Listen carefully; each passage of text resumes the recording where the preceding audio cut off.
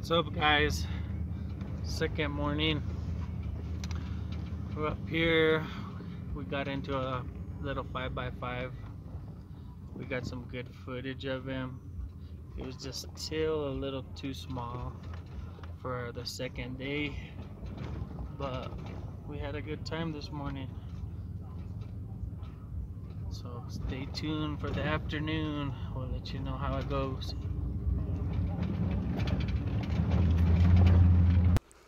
Guys, another talking video, just what you want to see, right?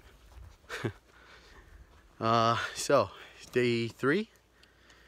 You guys saw the ideal yesterday. I went and got some medicine at the doctor, drove all the way back, and now we're here doing some shooting. Jarrett went out this morning. It's kind of slow. Bulls were talking all around camp, and what happened this morning? We just went right here behind camp. They're bugling all over all night, so but we got back there. We set up. There's about 3 bulls bugling to all the north, south, east, west, whatever. So we're calling in one, and it sounded like he was coming in, but then everybody just shut up, and he was already bugling away from us. Was it the east, the north, the west, or the south? You said north, south, east, west. Whatever. Anyway, I guess they're everywhere. But parents left. Dad can only hunt because of work the weekend. So it's back to our unit. We're going to really hit it hard the next couple of days. So there's going to be some elk videos coming right after this one. We're going to head out here in about an hour. Totally different spot in this unit. I think I've been there once as a kid. But we've been looking at it on Google Maps. Nemo really likes it. So our Google Earth. We're gonna hit it, get in some bulls, call a bull in, kill it tonight.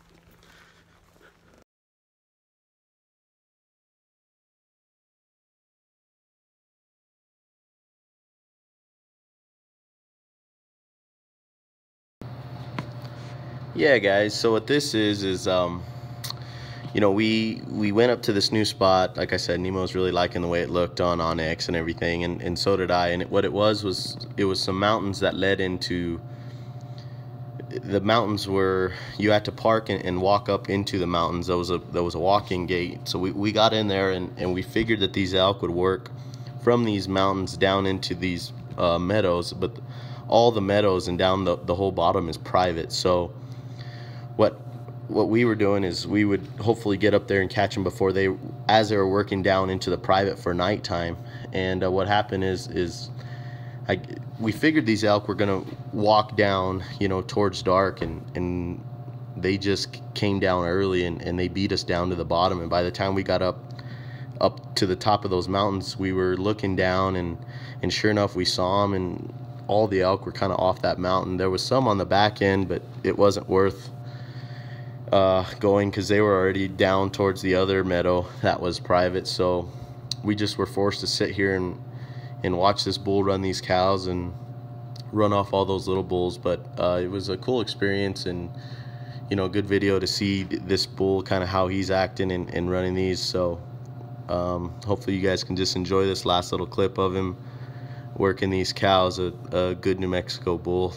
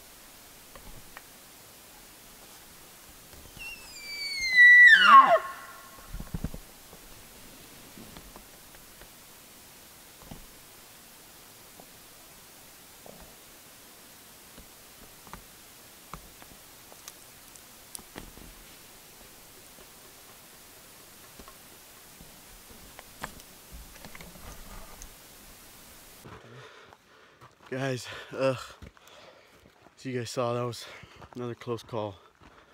I think we found the elk though, so on a positive note of us being positive, that's our good thing. We got a couple miles back. That's funny how much ground you cover chasing bulls, you know. But anyway, I kind of wanted to kind of go over what happened today and get comments from you guys on what I could have done better, what we could have done better on calling, you know, stuff like that. So as you guys saw, I know you guys are hearing the elk, but you can't see them, and we're the exact same way. You know, they're there, 100 yards. That bull this afternoon was 80 yards at the max. But so this morning, okay, we'll go, you know, this morning there's probably 5 bulls. We do a setup, we get as close as we can, do a setup, and we cow call. We did a cow call setup, no bugles. They were kind of responding, but not really. So we chased them. After that, they didn't come in, you know, we chased them. So, okay, get back, talk to the guys. Well, talk to the guys, and they say they can hear cows up there with those bulls. So I couldn't hear them back calling. So I said, okay, that should have been more of a challenge type setup, you know, where I'm trying to be a bull trying to steal cows. So this afternoon, I automatically tried to get into that, and we got into the bulls. One in particular, and you know, get into him. Yeah. Get close. And I stayed up actually with Jarrett, and when it was early, I realized I would cow call, no response. As soon as I bugle, he responded. So then I said, okay, I'm gonna try and be aggressive to him. We went up, we probably bumped him the first time. Yeah, he was close. He was close, like He was probably 30-40 yards, and when I saw that cow, she was on us. So it was too late there, and then they took off across the top. We had to get the wind right, so we went all the way back down, made a huge circle, got back on him, and bugled, answered right back. And we thought for sure he was, God, you smell that? Yeah. And we thought for sure he was gonna come challenge us, because I could see that cow, and she was no more than 80 yards. Yeah, we can hear the cows. So I'm doing the bugle, the challenge bugle, trying to talk to the girls, you know, and hoping. And so this morning I think we messed up on by not being challengers.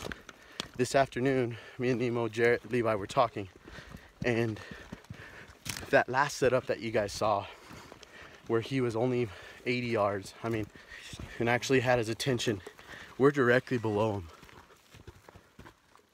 Yes, the wind's right. There's another bull just bugle, but yes, the wind's right, and but in thermals it's cooling off, so they're almost coming down. But he had the height advantage, and you know, it's just something I guess we learned from. You know, we all know that there's no possible way we could outrun an elk. Yeah. If you're chasing an elk, you have to back out and get in front of him. We weren't chasing him. I mean, he was facing us. He was wanting to come so bad, breaking branches. I'm breaking branches. I'm giving a real growly bugle, and he's kind of doing the same back. But he has, you know, 6 cows, and we finally saw him on the next ridge. I don't know if we got a video of him, but or not. But you know, he's a nice bull, and we're just directly below him. So you know, if you just common sense, why would he go downhill when he could sit there and call? And if I really want to challenge him, I'm gonna walk uphill, and he has a bird's eye view on me. So he was waiting for us to make the move. yeah. I mean, he stood there and he wanted us to make him. I mean, he wanted to come, but he had 6 cows, and you know. I'm saying, okay, why am I gonna leave these cows when there's another bull wanting to come steal them? But if I leave them, then this other bull comes in with, you know what I mean? He's obviously not gonna do it. So we have to go challenge him. So guys, I guess we'll learn from that. Maybe try and get on the same level. If we got above him, then the wind was bad. Thermal's worse. So, you know, I thought we did the right thing by staying below him. I guess not. So We just have to be on the same level. at least side hill, same level. But we learned from that, and I hope maybe you guys can learn something from it. And I want you guys to comment on this and help us out. I mean, you know, we're Close, but like definitely I said, been close today, but you know, we want to learn as much as we can. I know we all want to be better at this. So if you guys see these 2 setups from today and hear the elk, I know we didn't see them, but until they were far away, but you know, tell us maybe what we can do better on, and we'll read the comments, and really appreciate if you guys can help us. So, but that's it, guys. We might go check out what this bugle is to our right. It's getting late, and we have a long drive back to camp, and then quick turnaround all the way back here. So my dad's coming back up the day after tomorrow, so I probably only have a day and a half left to hunt. Right there. And there's some elk. So all right, guys, gotta go.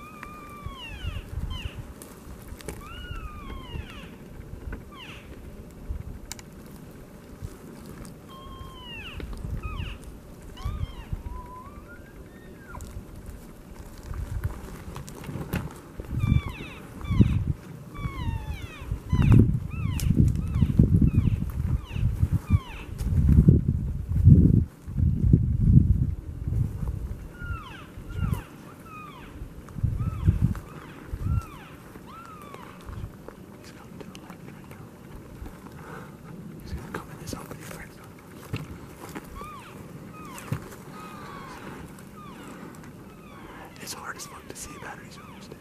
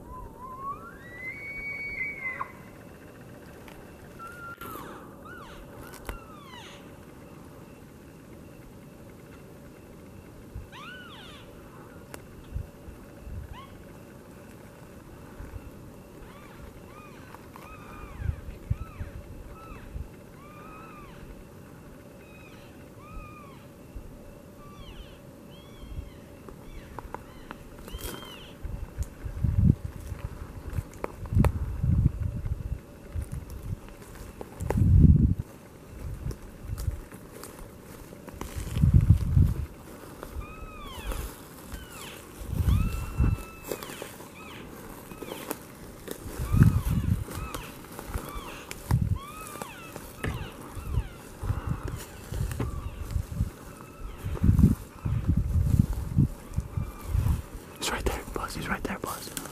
To your right.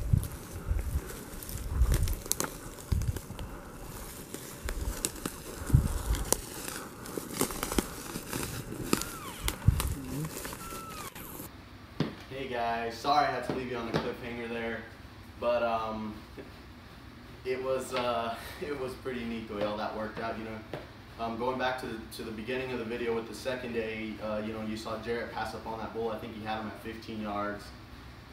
Just, you know, too small for the second day is what his explanation was, and I can't, you know, I agree with him and all that. So a lot of guys will probably give him crap about it, but you know, it's all right.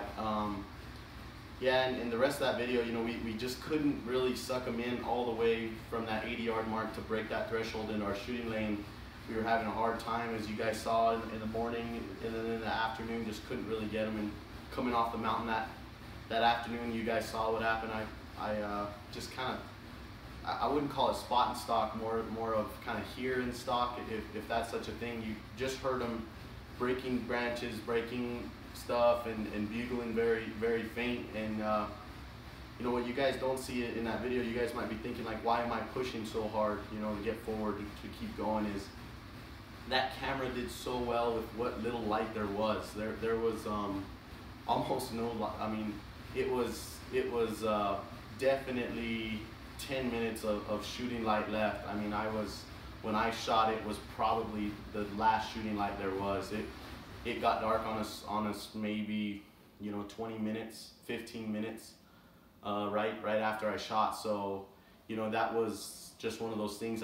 I just felt like I had to keep pushing because I knew we were running out of time. If we had more light, I would have probably done a little different. Maybe wait to see if he was gonna come or something. But yeah, guys, so you'll see kind of what happens this next video, and so I'm not sure if we're gonna make two more videos or one more video after this. But thanks for watching, guys. Had to cut it off there to make sure you guys come back and see the next episode, and it should be a good one. So thanks, guys.